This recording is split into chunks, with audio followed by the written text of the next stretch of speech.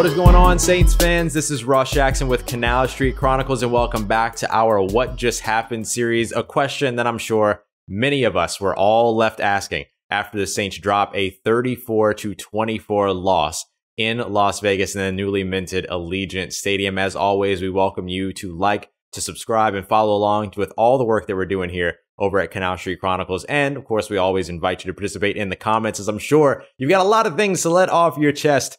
So please feel free to do so in the comment section and let us know what you thought about this New Orleans Saints loss. Once again, 34-24 against the Las Vegas Raiders. So let's go ahead and dive right in on this one. Let's start by setting the scene a little bit, because remember, we're doing this every week, right? We'll go through, we'll take a look sort of at initial impressions, initial reactions of every game. But let's set the scene for this one, because there was something that felt eerie to me from the very beginning of the game. And at first, maybe I thought I was a little crazy, but now looking back on it, I feel a bit more comfortable with what my initial impression was. Think back to the moment where they lit the torch, which is pretty dope, by the way. Allegiant Stadium on the inside looks like a Roomba on the outside. Looks like they should be vacuuming my carpets in my apartment. But on the inside, super dope. Really, really cool. And they have that torch at the back on one of the end zone sides, and they lit that torch. And for me, that moment, even though there were no fans, there was no big cheers, anything like that. Like, it's different, right? But it felt like the Minnesota Vikings game where the Saints opened up their new stadium on Monday Night Football a few years ago, and Randy Moss was there, and he blew the big horn. It was big, it was ceremonial.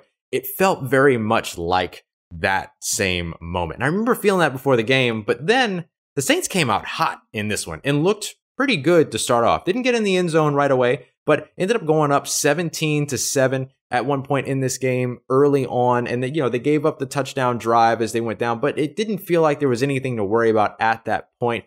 Alvin Kamara looked great. Drew Brees, you could tell, was a little bit off. The accuracy wasn't really there. The comfort wasn't really there. The interior offensive line still struggling. And of course, Cesar Ruiz was active, but didn't start. Only played about 6 snaps in this game. If I remember correctly, it was 4 or 6. He didn't play a ton of snaps at all in this one. And, it just didn't feel like the Saints, right? But still, Alvin Kamara looked great. The run game was percolating. Like, everything was working enough, right? We didn't see Emmanuel Sanders come out there and make any big plays. We saw Traequan Smith step up pretty well. He had the one drop pretty close to the end zone that I think we kind of gave him a hard time for. But keeping into consideration the fact that there was no preseason, this is only his second game, and that was probably the first big hit he's taken since like January. I kind of gave him a pass on that one. But opposite that, he looked pretty good. And we'll talk about him more in just a moment when we talk about the few big performances that we have to talk about, or top performers that we have to talk about. Geez. But after that, the Saints defense just let the Raiders go. I mean, you want it, you got it, you can have it. We'll get out of the way. The Saints defense just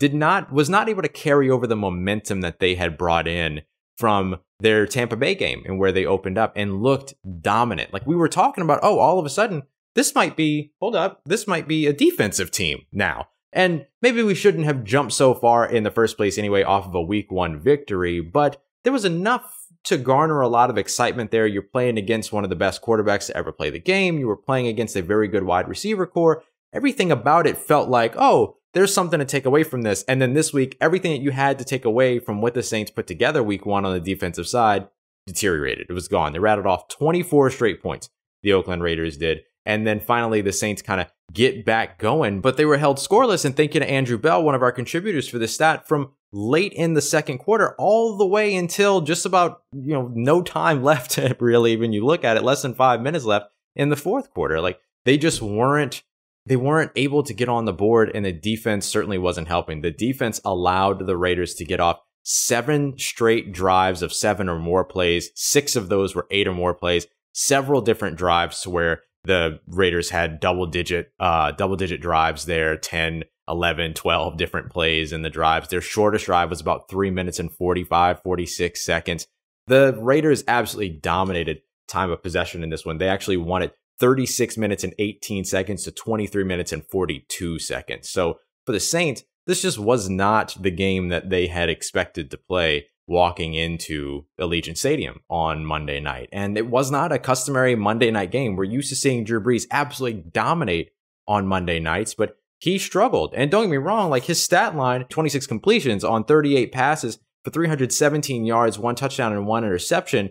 The stat line's not bad, but the context around it wasn't great. I mean, he had 3 of his passes dropped, so that certainly makes a difference. That makes that a 29 out of 38 as opposed to 26 out of 38, for instance. But even still, like the interception, what are you doing? Who were you throwing to? I mean, I know who you were throwing to. You were throwing to Deontay Harris. You thought you were going to get it over the linebacker, but you were also off of 1 foot. You were pressured from the interior. It was just all the things there that usually affect Drew Brees affected Drew Brees in that situation, and he ended up throwing it right to the linebacker there who was playing for Nick Kwiatkowski. And so it was just not really what we're used to seeing from the New Orleans Saints. He still rattled off a 68.4% completion percentage, also had 66% of his yards come after the catch, which isn't really that shocking. I mean, that's been the Saints offense since, 2016 or so, that this offense is predicated on short passes, attacking the middle of the field, and getting receivers the ball in their hands with opportunities to create after the catch.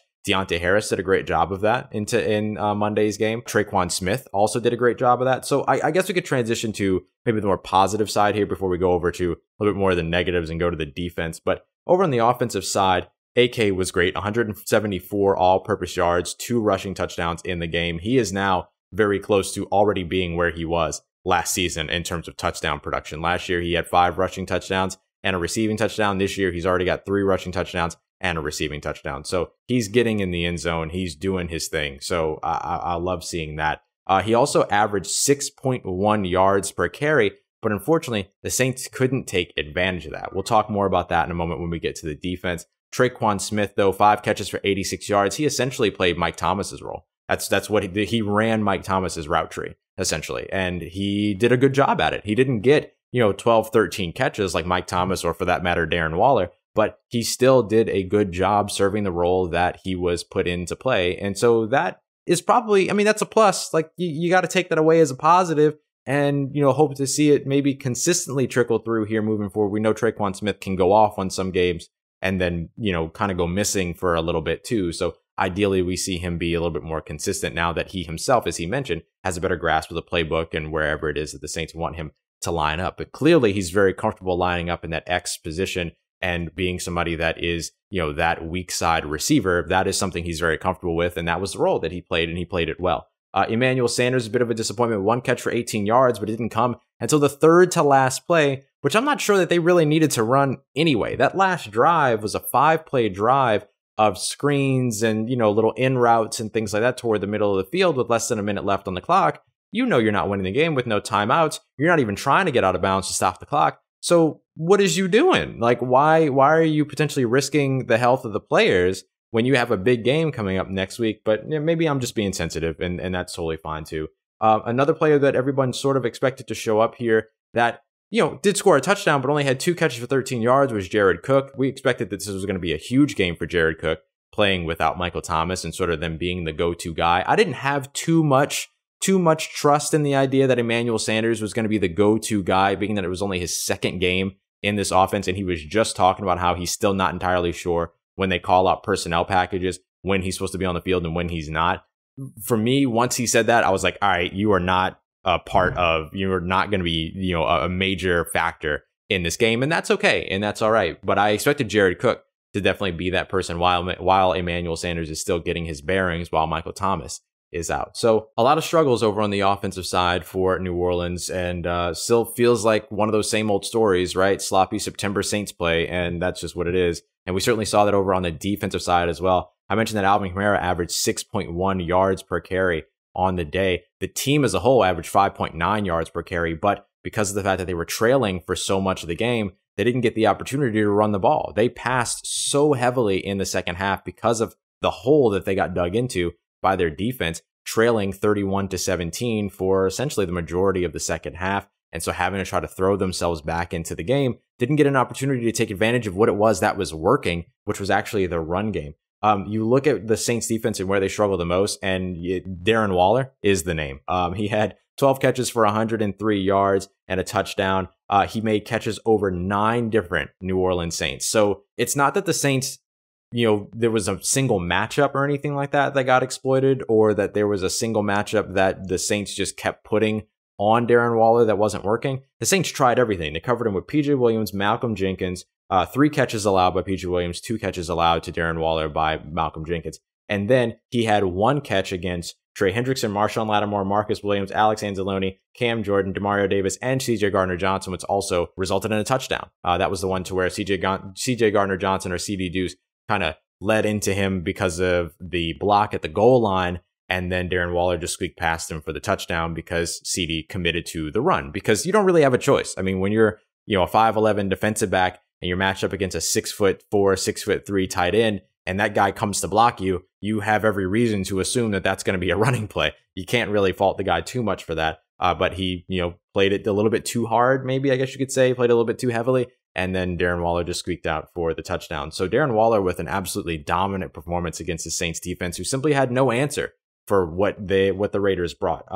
You also look at Josh Jacobs. Josh Jacobs didn't threaten to get that 100-yard streak or break that 100-yard streak for the Saints defense, but still had 88 rushing yards, had only one catch for 15 yards. The Saints did a good job limiting his effectiveness in the passing game out of the backfield, we think, but also Derek Carr knew where to throw the ball. He threw the ball to Darren Waller. Darren Waller had 16 targets in this game. No other Raiders wide receiver had more than 3. Or receiver player at all had more than 3, despite the fact that Derek Carr connected with 11 different players in this game. Derek Carr, by the way, 28 of 38 for just under 300 yards, and then he had 3 touchdowns as well. And so it just was not a great game for the Saints altogether. Either it's on the defensive side or the offensive side, wherever it is that you want to point fingers, you'd be right. Close your eyes, cover your eyes, point. It's that person's fault. Like, it was not a great game. It was not a great game for the Saints. Even Cam Jordan, who was going up against a third-string right tackle in this game, did not have the game that you would have expected for an all-pro, Pro Bowl defensive end coming off of the best season of his career, going up against a third-string tackle who's not actually even a tackle. He was a guard playing out of position, because that's how far down the depth chart they needed to go. A couple of other little things. Third downs were a big bugaboo for the Saints defense as well. Any of those conversions, honestly, in terms of extending drives, 10 of 17 on third down conversions for the Las Vegas Raiders. The Saints converted on third down well over on the offense as well. But just in terms of, we talked about those long double-digit play drives, the, the 7 straight 7+ play drives and everything that they were able to string together. A lot of that had to do with them being able to extend plays on third down. So we're 10 of 17 on third down. They're also 2 of 2 on fourth down. And then a hidden stat, in a way, is the fact that the Saints also gave up 2 drive extending first downs on third down due to penalty, including a pretty unnecessary pass interference penalty on Janoris Jenkins late in the game on Henry Ruggs that extended the drive and helped to put the Las Vegas Raiders up 2 scores as opposed to 1 score, where the Saints could have gotten the ball back and allowed them to tie up the game. So that was pretty pivotal. And then those penalties, just to pile on top of that, 10 of them for 129 yards by the New Orleans Saints, as opposed to 3 for 13. The Saints right now, the highest penalized team in the NFL, of over 240 yards, at 248 yards of penalty yardage so far over the first 2 games, with all of the holding penalties, the block in the back penalty that they had last night as well, or in Monday night, and then the pass interference penalties that they piled up so far early on in the season. So the Saints didn't look great on Monday night. There's no way to sugarcoat that, right? They did not look great. I'm not ready to sell the farm. I'm not ready to hit the panic button. I'm not ready to say that Drew Brees needs to be replaced. Drew Brees played poorly. Cam Jordan played poorly. Malcolm Jenkins played poorly. The defense played poorly. The Saints played poorly, period. And I think that this is something that we've seen from the Saints before. Now it's just about, can they do what they've done before in fixing fixable mistakes and continue to sort of get themselves back on the wagon? And it'll be a benefit for them to do so, because now they travel back home to New Orleans and they await Aaron Rodgers and the Green Bay Packers, whose offense has looked outstanding so far over the first 2 games of the season. And yes, they've been playing against subpar defenses, but ideally for the Saints, what happens in Vegas does indeed stay in Vegas, because you want to keep that defense in Vegas as far as you can. Don't bring that back to New Orleans to match up with Aaron Rodgers, Devontae Adams, Aaron Jones, and the Green Bay Packers. Just leave that over on the West Coast. We don't need that. So that's our recap for the game here. I'm like I said, I'm not ready to hit the panic button or anything like that, but it'll be interesting. I'm very much a person that says, let's see how the team responds. So I think that we'll learn a lot on Sunday night as the New Orleans Saints turn their focus to